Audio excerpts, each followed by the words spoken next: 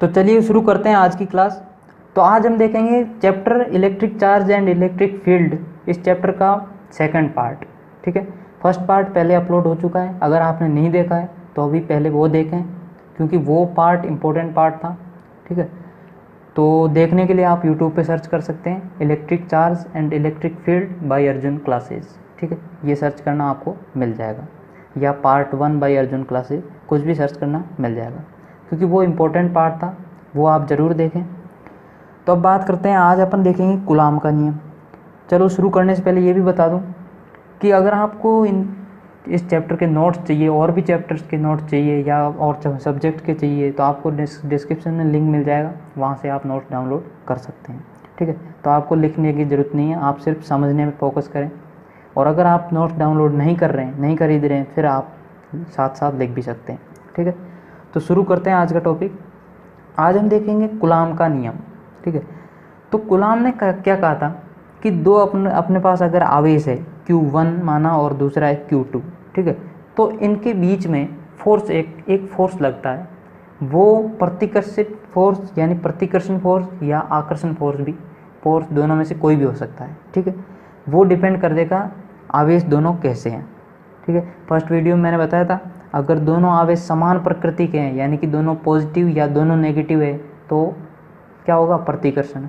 और एक पॉजिटिव एक नेगेटिव यानी कि असमान प्रकृति के हैं तो क्या होगा, आकर्षण। ठीक है, तो ये कूलाम ने कहा कि दो स्थिर आवेश है मान लो, तो उनमें एक फोर्स काम करता है। ठीक है, ये बात तो बताई, इसके साथ ये भी बताया कि वो कितना फोर्स लगता है। ठीक है, तो उसके लिए कूलाम ने कहा कि कूलाम नियम के अनुसार दो स्थिर बिंदु आवेशों के मध्य लगने वाला कूलाम बल दो चीज़ों पर डिपेंड करता है। उन आवेशों के गुणनफल के समानुपाती होता है, यानी कि जो दो आवेश है Q1 और Q2, इनके गुणनफल के समानुपाती होता है। तो अपन सीधा जैसा इन्होंने कहा वैसा लिख सकते हैं, F कूलाम इज मतलब समानुपाती Q1 Q2, समीकरण नंबर दे देते हैं 1, यानी कि जो कूलाम बल है इन दोनों के बीच लगने वाला वो इन दोनों आवेशों के गुणनफल के समानुपाती है। ठीक है, फिर दूसरी बात इन्होंने साथ साथ ये भी कही कि इनके मध्य जो आवेश मतलब वो फोर्स लगता है वो दोनों मध्य की दूरी, मतलब मान लिया अपन ने इनके मध्य की दूरी है r, इनके मध्य की दूरी के वर्ग के व्युत्क्रमानुपाती होता है। तो अपन ने जैसा इन्होंने कहा F coulomb is directly proportional 1/r²। ठीक है, इसको F कूलाम समानुपाती 1/r² भी बोल सकते हैं या व्युत्क्रमानुपाती r² भी बोल सकते हैं। ठीक है, तो आवेशों के मध्य की दूरी r के वर्ग के व्युत्क्रमानुपाती होता है। इसको अपन दे देते हैं समीकरण 2। अब दोनों को अपन साथ लिख देते हैं समीकरण 1 और 2 से। F ये इसके समानुपाती है और F इनके भी समानुपाती है, तो F इन दोनों के गुणनफल के समानुपाती होगा। ठीक है, तो F coulomb is directly proportional यानी कि समानुपाती Q1 × Q2/r²। ठीक है, अब समानुपाती स्थिरांक, समानुपाती हटाते हैं चिन्ह, अपने को पता है स्थिरांक यानी कांस्टेंट आता है, तो यहाँ कांस्टेंट है K। ठीक है, ये कांस्टेंट है K, इसकी वैल्यू होती है, नियतांक का मतलब क्या होता है, जिसकी वैल्यू हमेशा फिक्स रहती है। तो सीधी सी बात है, इसकी भी वैल्यू फिक्स है, तो इसकी वैल्यू होती है 9 × 10⁹ न्यूटन × मीटर² कूलाम स्क्वायर। ठीक है, अब देखो कुछ लोगों को ये याद करने में प्रॉब्लम होती है।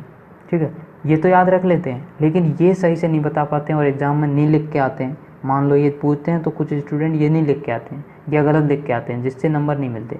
ठीक है, तो इसको आपको याद रखने की ज़रूरत नहीं है, आप इसको यहाँ से निकालना याद रखें। कैसे निकालते हैं, तो निकालने के लिए अपन कैसे निकालेंगे इसकी, देखो ये है F कूलाम यानी कि F is equal to K Q1 Q2/r²। अब देखो F की अपने को पता होती है, F की न्यूटन हर किसी को पता होती है, Q यानी कूलाम यानी कि आवेश की कूलाम होती है, ये भी हर किसी को पता होती है, और R यानी दूरी की क्या होती है, मीटर, ये भी हर किसी को पता होती है, लेकिन ये अपन भूल जाते हैं। तो अपने को यहाँ से निकालना है, तो निकालेंगे तो क्या रखेंगे, r² भाग में उधर भेज देते हैं, F × आर स्क्वायर। ये Q1 Q2 यानी कि इसकी भी कुलाम है और इसकी भी कुलाम है, तो कुलाम स्क्वायर बोल दो अपॉन कुलाम स्क्वायर। ठीक है, तो क्या आएगा, ये आ जाएगा इज इक्वल टू के। तो अब एफ की यानी कि इसकी यूनिट क्या होती है, न्यूटन इंटू आर स्क्वायर यानी मीटर स्क्वायर बटा कुलाम स्क्वायर। तो ये ऐसे आप यूनिट याद रख सकते हैं। ठीक है, तो आई होप आपको ये बात समझ में आ गई होगी कि इसकी वैल्यू ये होती है और इसकी यूनिट ये होती है। तो कुलाम का ये है कुलाम नियम। अब इसमें के का एक फॉर्मूला भी होता है जहाँ से अपन के निकाल सकते हैं, तो वो अपन देखते हैं। के का फॉर्मूला होता है K is equal to 1/4 pi epsilon 0। ठीक है, 1/4 पाई एप्साइलन 0। अब एप्साइलन 0 ये निर्वात की विद्युतशीलता इसको बोलते हैं। ठीक है, ये होती है 8.85 इंटू 10⁻⁻12 कुलाम स्क्वायर अपॉन न्यूटन पर मीटर स्क्वायर। क्योंकि इसका क्या था, न्यूटन इंटू मीटर स्क्वायर बटा कुलाम स्क्वायर। चलो मैं बता ही देता हूँ कि इसकी के की क्या बता रहा हूँ, एप्सिलॉन नॉट की यूनिट कैसे निकालेंगे अगर आप भूल जाओ। ठीक है, तो K is equal to 1/4 pi epsilon 0 ये है। अब मैं इसको उधर भेजता हूँ, इसको इधर लाता हूँ। Epsilon 0 is equal to 1/4 pi into K. ठीक है, अब एप्सिलॉन 0 की निकालनी है और इसकी तो कोई यूनिट होती नहीं है, तो फाइनली क्या आ गया, के 1/के। तो इसकी यूनिट क्या होगी, के की जो यूनिट होती है उसकी उल्टी। के की यूनिट होती थी न्यूटन इंटू मीटर स्क्वायर बटा कुलाम स्क्वायर, तो इसकी क्या होगी, कुलाम स्क्वायर बटा न्यूटन इंटू मीटर स्क्वायर। ठीक है, ये बात याद रह जाएगी, के का फॉर्मूला और इनमें ये इन दोनों की यूनिट। ठीक है, क्योंकि ये फ्रीक्वेंटली यूज होती रहती है और आप एग्ज़ाम में ऐसा यूनिट मान लो नहीं लिखते हैं तो आपको नंबर नहीं मिलेंगे। ठीक है, अब देखो ये हो गया, तो कुलाम नियम क्या हो गया, कुलाम बल सीधी सी बात है, ये हो गया F Coulomb is equal to K into Q1 Q2 by R square. यहाँ के की वैल्यू आप ये भी रख सकते हैं। अब अपन देखते हैं यदि कोई एप्सिलॉन आर माध्यम उपस्थित हो तो कुलाम बल क्या होगा। अब ये तो होती है निर्वात या हवा बोल सकते हैं। ठीक है, उसके लिए ये बल होता है, लेकिन उसके बीच में कोई माध्यम अपन भर दे, मान लो कोई जल भर दिया या कोई धातु भर दी। ठीक है, तो कुलाम बल क्या होगा, मान लो ये Q1 है और ये Q2 है, इन दोनों को मैं अपन ने पानी में रख दिया, तो कुलाम बल कितना लगेगा, ये बात अपने को देखनी है। तो कुलाम ने ये बताया कि एफ कुलाम माध्यम यानी कि कुलाम बल किसी माध्यम के अंदर is equal to 1/4 pi epsilon naught. 1/4 pi epsilon naught ये तो निर्वात के लिए होता ही है, इनटू और आ जाता है एप्सिलॉन आर जो कि निर्वात की क्या होती है, सॉरी उस माध्यम की विद्युतशीलता, into Q1 Q2 by R square, ये तो आता ही है। ठीक है, तो फॉर्मूले में क्या चेंज हुआ है, सिर्फ एप्सिलॉन आर गुणा हो जाएगा। ठीक है, ये होता है किसी माध्यम के लिए। अब epsilon R, epsilon nought, epsilon R, इन दोनों के गुणनफल को बोलते हैं एप्सिलॉन। ठीक है, epsilon is equal to epsilon nought epsilon R. Epsilon होता है माध्यम की निरपेक्ष विद्युतशीलता। अब कुछ लोगों को इसमें डाउट रहता है निरपेक्ष कौन सा होता है और सापेक्ष कौन सा होता है। ठीक है, तो एप्सिलॉन जो होता है वो होता है माध्यम की निरपेक्ष विद्युतशीलता, और एप्सिलॉन आर जो होता है वो होता है माध्यम की सापेक्ष विद्युतशीलता, और एप्सिलॉन नॉट होता है निर्वात की विद्युतशीलता। ठीक है, तीनों में डिफरेंस आप ध्यान में रखें। तो फाइनली ये आ गया अपने पास क्या, किसी माध्यम के लिए कुलाम बल। अब निर्वात में कुलाम बल ये होता है 1/4 pi epsilon 0 Q1 Q2 by R square, और माध्यम में होता है ये। अब मैं इसमें भाग दे दूं तो अपने पास एक रिलेशन आ जाएगा, एफ माध्यम इज इक्वल टू एफ निर्वात बटे एप्सिलॉन आर। ठीक है, यानी कि माध्यम में जो कुलाम बल है वो निर्वात में कुलाम बल में जो उसका माध्यम की जो विद्युतशीलता उसका भाग देने पे आएगा। ठीक है, तो माध्यम में कूलाम बल एप्सिलॉन आर गुना कम हो जाता है। अगर कोई माध्यम बीच में भर दिया जाए एप्सिलॉन आर विद्युतशीलता का, तो उसमें जो बल होगा वो निर्वात से एप्सिलॉन आर गुना कम होगा, यानी कि एप्सिलॉन आर का भाग लग जाएगा। ठीक है, तो ये था कूलाम बल। ठीक है, ये थी इसकी कूलाम बल की थ्योरी। अब अपन कुछ एग्जाम्पल देखेंगे। तो एग्जाम्पल से पहले कुछ डेटा है जो मैं आपको बता देता हूँ, जो आपको सीधे भी पूछे जा सकते हैं, लेकिन कॉम्पिटिटिव एग्ज़ाम में तो ज़रूर पूछे जाएंगे, बोर्ड में भी पूछे जा सकते हैं। ठीक है, तो निर्वात की विद्युतशीलता होती है 1, यानी कि एप्सिलॉन आर की। एप्सिलॉन आर क्या होता था? माध्यम की विद्युतशीलता। तो वो निर्वात के लिए होती है या हवा के लिए होती है 1, अभ्रक के लिए होती है 6, ये स्टैंडर्ड है, और पानी के लिए होती है 80, और धातुओं के लिए होती है इनफाइनाइट यानी अनंत। ये मोस्ट इम्पोर्टेंट है, ये भी मोस्ट इम्पोर्टेंट है। ठीक है, धातुओं के लिए होती है अनंत और हवा या निर्वात के लिए होती है 1। ठीक है, तो ये डेटा आप याद रखें, इन पे बेसिस अभी अपन क्वेश्चन देखेंगे। चलिए फर्स्ट एग्जांपल देखते हैं। यदि दो समान एक कूलाम आवेश एक दूसरे से 1 मीटर की दूरी पर स्थित है तो ज्ञात करो। यानी कि एक कूलाम आवेश एक दूसरे से 1 मीटर की दूरी पर स्थित है। दो आवेश फर्स्ट और सेकंड, जिनकी वैल्यू कितनी है? 1 कूलाम, दोनों कितनी दूरी पर स्थित है? 1 मीटर की। तो अपने को क्या पूछा है? कूलाम बल ज्ञात करना है।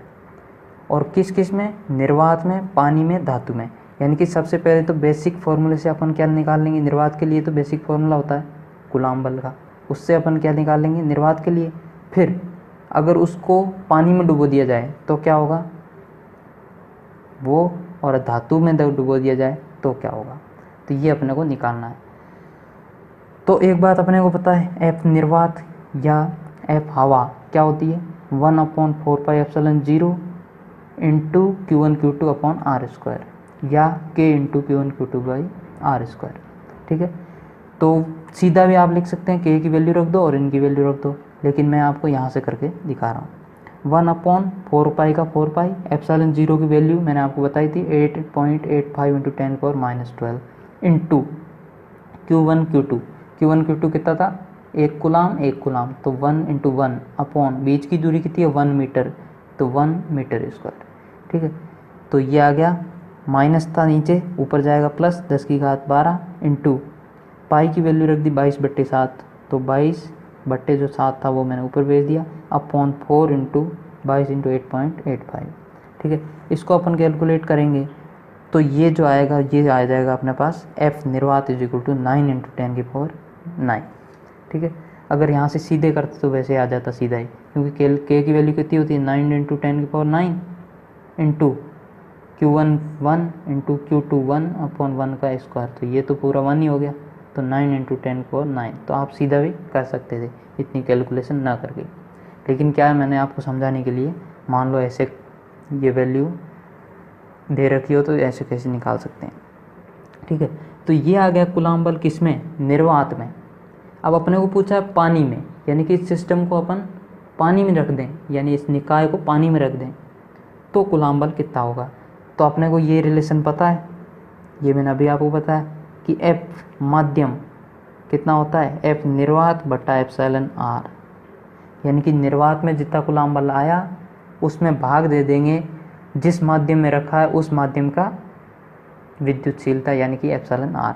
तो अपने को पता है पानी में रखा है तो पानी का होता है 80, अभी मैंने बताया था, तो 80 का भाग दे देंगे इसमें, तो अपने पास क्या आ जाएगा? पानी के लिए, जो कि आएगा 1.11 इंटू 10⁸ न्यूटन, क्योंकि बल को यानी फोर्स को किस में नापते हैं? न्यूटन में, तो यहाँ इकाई आएगी न्यूटन।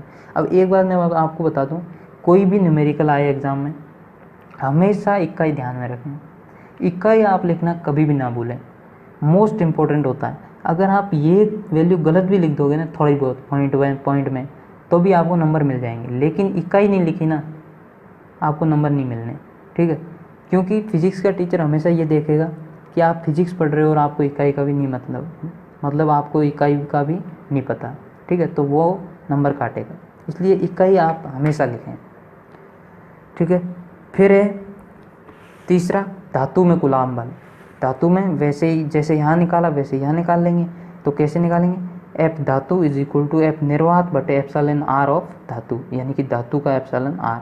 तो अपने को पता है धातु का एप्सिलॉन आर होता है अनंत, ठीक है। तो किसी में अनंत का भाग देने पे क्या आ जाता है, वो 0। तो जो धातु में अपन उस सिस्टम को रख देंगे तो कूलाम बल कितना लगेगा, 0 न्यूटन, ठीक है। एक और एग्जांपल देखते हैं। दो समान गोले जिन पर विपरीत परंतु असमान आवेश एक दूसरे से 90 सेंटीमीटर दूर रखे जाते हैं, ठीक है। इनको आपस में स्पर्श कराकर पुनः उतनी ही दूरी पर रख दिया जाता है, तो वे एक दूसरे पर 0.025 न्यूटन बल लगाते हैं, तो दोनों पर अंतिम आवेश कितना होगा, ठीक है। तो इसमें कंसेप्ट ये है, क्वेश्चन आप ध्यान से पढ़ लें एक बार फिर।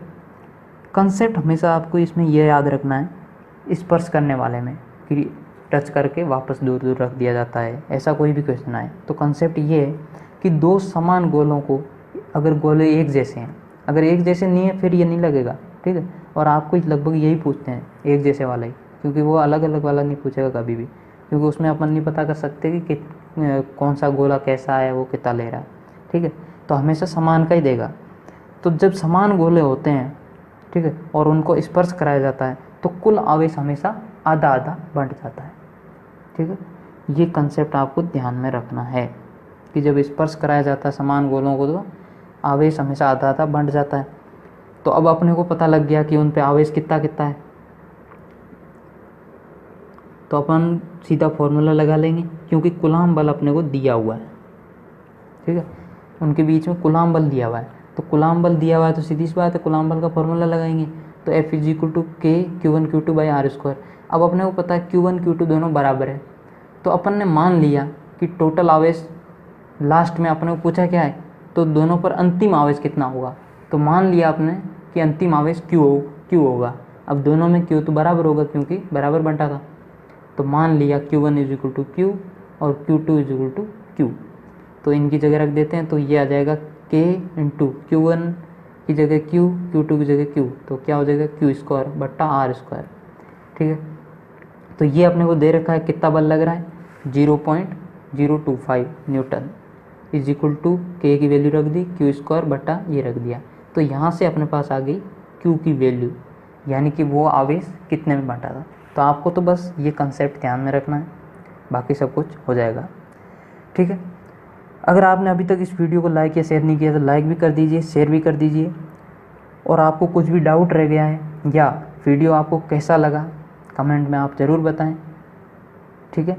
और अगर आपको इस चैनल पे और भी वीडियोस चाहिए, ठीक है, क्योंकि फिजिक्स केमिस्ट्री और मैथ से रिलेटेड वीडियोस अपलोड होते रहते हैं और आप आसानी से हिंदी में समझ सकते हैं, ठीक है। तो आप चैनल को सब्सक्राइब कर लें और पास में दिए गए बेल आइकन को भी दबा लें। और अगर आपको ये नोट्स चाहिए तो आपको डिस्क्रिप्शन में लिंक मिल जाएगा, वहाँ से आप खरीद सकते हैं। Thank you, thanks for watching.